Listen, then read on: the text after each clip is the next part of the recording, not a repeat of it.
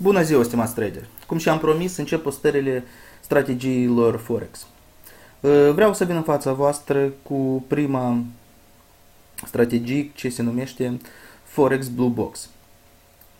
Pentru a încerca-o în practică, vă rog să intrați pe blogul meu forexpentrutoți.blogspot.ro și să lăsați în comentariul articolul despre strategie Forex Blue Box mail-ul dumneavoastră. Îmi lăsați mail-ul, îmi scrieți că doriți să o aveți și eu voi trimite fișierele. Cum arată ele? Deci voi trimite un fișier arhivat, așa arată, îl dezarhivați și copiați aceste două mape. Copii. Apoi, vă duceți la discul C, Program Files, și selectați mapa cu toată platforma brokerului la care lucrați sau la care aveți un cont demo. Și lipiți aici aceste două fișiere. Bifați yes la tot. La mine deja este introdusă. Așa. Am instalat programul. Pasul următor. Deschidem platforma MetaTrader 4. Selectăm o pereche valutară euro-dolar. Deschidem un nou grafic. Selectăm time frame-ul 15 minute. Facem click dreapta și selectăm template, anume Forex Blue Box. Și vedeți singur că a apărut pe ecran niște boxe albastre și o linie continuu roșie. Așa. Scot grila ca să fie mai ușor de perceput. Delimitez zilele. Așa, în ce constă strategie dată? În fiecare zi, începând cu în intervalul între 7 și un sfert și 10 și un sfert după Greenwich, se construiește așa o boxă albastră. Puteți vedea că în fiecare zi apare o astfel de boxă. Deasupra și dedesubt acestei boxe sunt punctele low și high. Punctele low, adică punctul low, este punctul de deschidere a tranzacției de vânzare și evident punctul high este punctul de deschidere a tranzacției pentru cumpărare. Însă, nu intrăm în orice poziție. Pentru asta avem acest moving average de 200, această linie continuă roșie, ce ne filtrează tranzacțiile, ne îndrumă cum să tranzacționăm. Și cum o facem? Dacă boxa se formează deasupra liniei roșii, atunci intră în tranzacție doar pentru cumpărare. Dacă boxa apare dedesubt linii roșii, doar vindem. Să luăm un exemplu.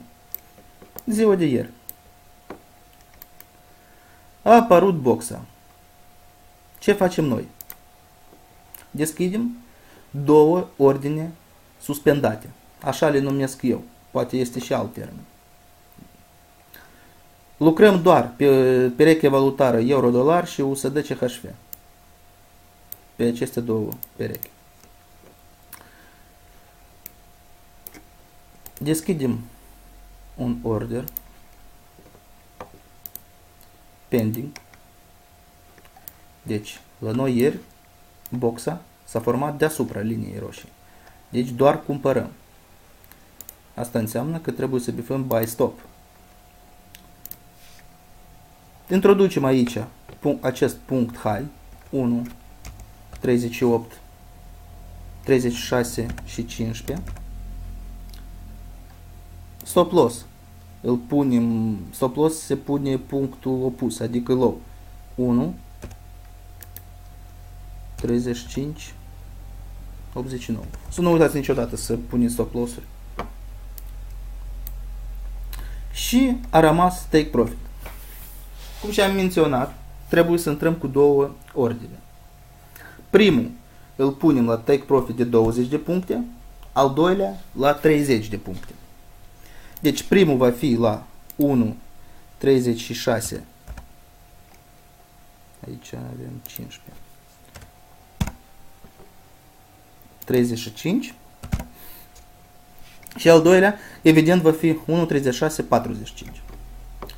Bifăm place și pozițiile se deschid. Haideți să vedem ce a urmat. După formarea boxei, prețul a căzut un pic și apoi a început o mișcare ascendentă. Ok, a atins ambele poziții și s-a deplasat în sus. S-a deplasat până a ajuns la primul take profit al nostru, 20 de puncte. Ok, s-a închis tranzacția, 20 de puncte le avem în cont. Vedem ce urmează. Prețul se ridică până la 30 de puncte. Ok, aici totul depinde de brokerul la care lucrați, la care încercați să lucrați, fiindcă aici trebuie să luăm în considerație și spread-ul. La unele centre dealing el e un punct, la altele 2, 3, chiar și 4. Diferiți brokeri au spread-uri diferite. Însă, în cazul în care, vă dau așa un sfat personal, în cazul în care prețul a atins 20 de puncte ale noastre, al doilea ordin, îl ducem la non-pierdere, adică stop loss-ul îl punem la punctul de intrare. Îl punem la 1, 36 și 15. Dacă prețul se va întoarce înapoi, nu pierdem absolut nimic și suntem în câștig cu 20 de puncte. Dacă se ridică până la 30, e foarte bine, am mai câștigat 30 de puncte și vom avea 50 de puncte pe ziua de azi conform strategiei Forex Blue Box. Un lucru important, la ora 21 după Greenwich, toate pozițiile le închideți. Absolut toate au fost ele activate, nu au fost activate. Pe toate le închideți. Să luăm un exemplu chiar și ziua de ieri. Seara tot am fi fost în profit. Câteva puncte, 4-5 puncte erau ale noastre, plus 20-25 de puncte, conform Forex Blue Box, erau să fie la noi pe cont. Da. O altă regulă importantă, să nu intrați în tranzacții atunci când moving-ul străbate cutia. Mai bine să nu intrați. Așa descriu această strategie atât și producătorii, cât și majoritatea traderilor care o folosesc așa, din când în când. Zic că mai bine să nu intri în tranzacții când moving-ul străbate cutia albastră. Să luăm ziua de astăzi. Ați văzut, cutia a străbătut, moving-ul a străbătut cutia, nu am intrat, așteptăm mai departe. Am analizat situația pentru cumpărare, acum haideți să analizăm situația pentru vânzare. Deschidem perechea USD CHF.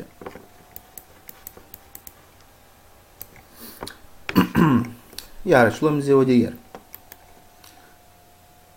Cutia este dedesubtul liniei. Deschidem poziția aici. La punctul low 0,9009.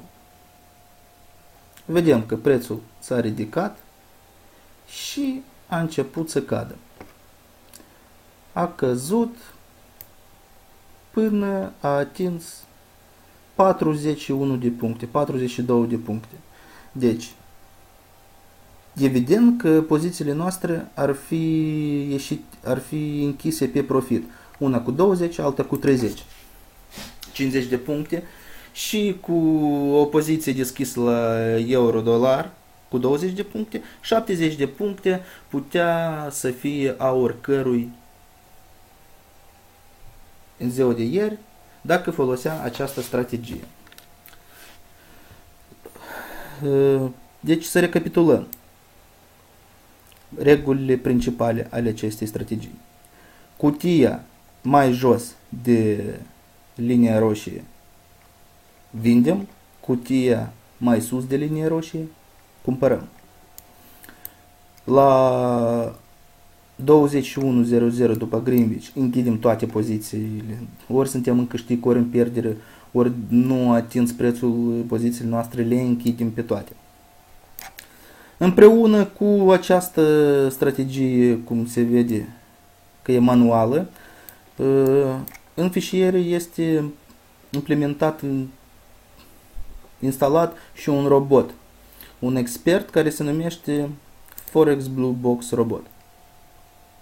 Îl alegem de aici, că vedeți, din lista de experți, îl luăm și îl ducem pe grafic. Apare această fereastră în care putem să bifăm valoarea lotului.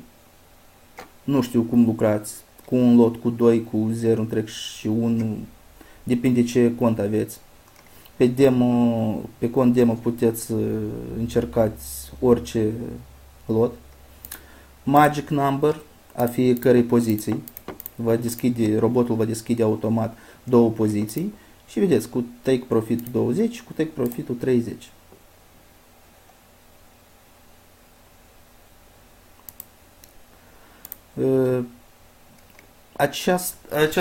Acest robot ar fi bine să lucreze împreună și cu Tralingator.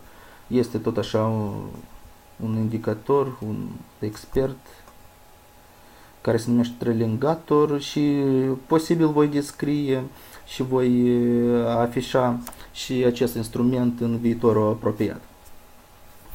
Eu lucrez manual, deocamdată nu am nevoie de roboți ca să lucreze în locul meu. Însă cine nu are timp, poate să-l încerce. Încercați, desigur, pentru început la conturi demo, să vedeți cum lucrează, ce profitabilitate are, ce pierdere. Însă să nu uitați că nu e nicio strategie ideală și vor fi și pierderi. Așa e piața Forex. Fără pierderi nu există. Ok, cam asta este tot. Vă mulțumesc pentru atenție, sper că v-a plăcut și vă urez profituri cât mai multe și pierderi cât mai puține. Pe curând!